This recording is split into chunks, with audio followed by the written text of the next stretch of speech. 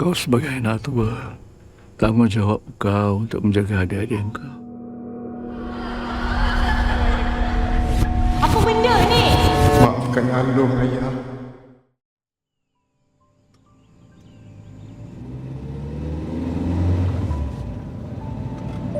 Tahun.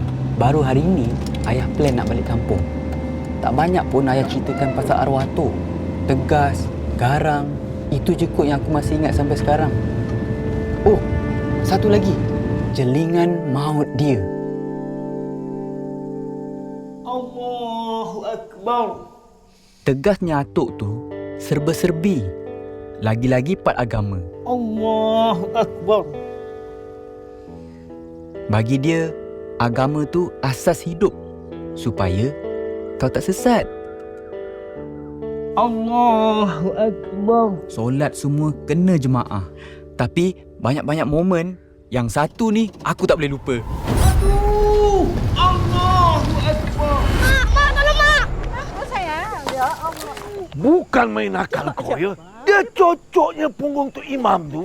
Ikutkan hati aku. Sabar. Malu Bang, aku je nanti ya. kan penyakit tu datang balik nanti, bang. Boleh kita cocok. Oh, itu ha. Sabar. Nakal Ada ke dia nak cucuk ni imam tu? Berani Tu pun paling tongkat tu. Terbang tongkat tu. Oh, oi. Oi, apa dapat dalam fikir waktu tu Dia kecil lagi. Tapi kan, Bah, bila lepas atuk dengan nenek dah tak ada, Baba dengan adik-beradik macam mana? Baba lah yang kena ambil tanggungjawab tu. Baba yang besarkan dia orang semua.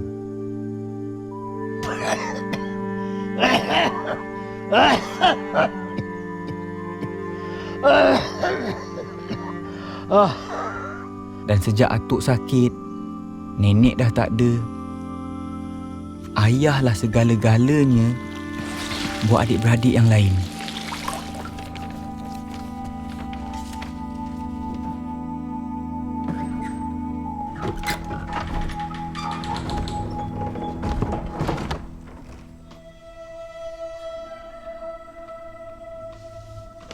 Ayah, Alung dah balik ni. Sunyi sangat dah rumah ni ya. Rumah kita yang penuh ni pun terasa kosong ya.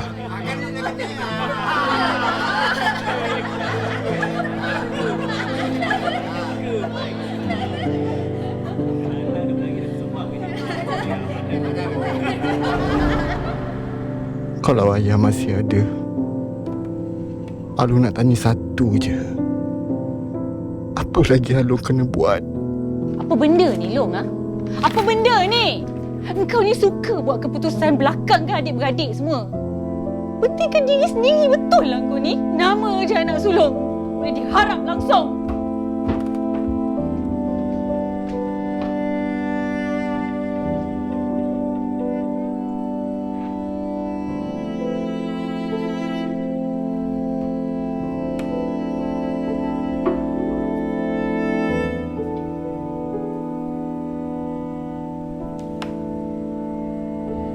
Maafkan Alung, ayah.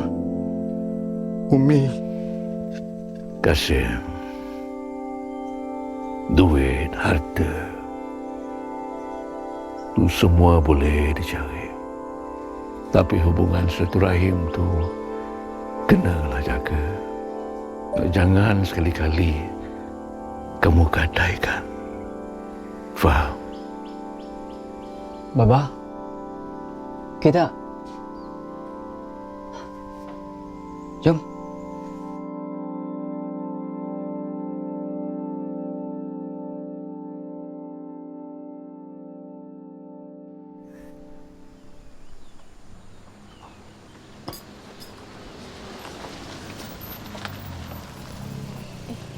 Bang?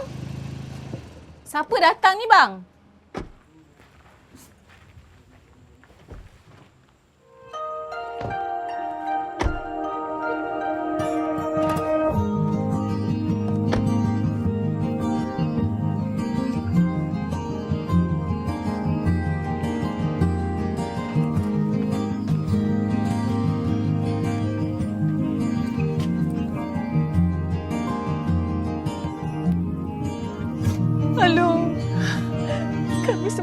balik ni, Alung. Kami minta maaf.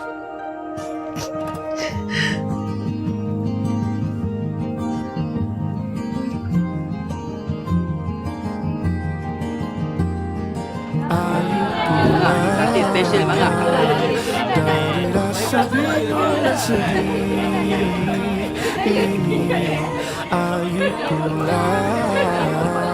Sam, kau sebagai anak tua, tanggungjawab kau untuk menjaga adik-adik kau. Kami telah membuat hibah untuk adik-adik kau. Harapan ayah, kau jagalah silaturahim di antara kau dua beradik. Itu harapan Abah. Bebas bersuara, tak menghalalkan jika ada hati yang terluka.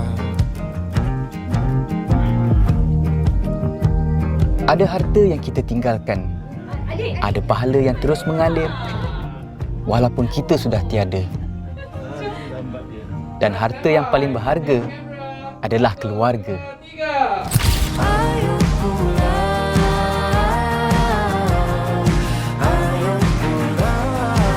Harta boleh berpisah, tetapi pahala akan terus mengalir.